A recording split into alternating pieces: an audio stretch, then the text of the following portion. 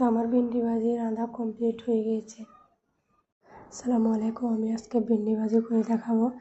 আমি ভিন্ডিগুলো কেটে ধুয়ে নিয়েছি, পেঁয়াজ কুচি, তারপর হচ্ছে এখানে লঙ্কা, ধনিয়া পাতা, তেল, হলুদ, মরিচ।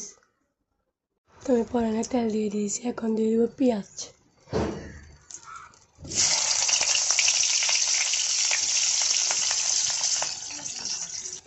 তো পেঁয়াজগুলো ভেজে নেওয়া শেষ, এখন দিয়ে দিব হলুদ, তেল, লবণ।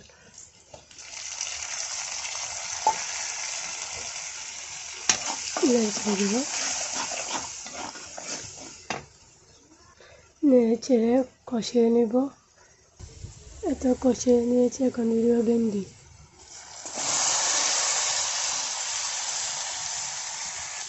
নেড়ে চেড়ে ভালো করে।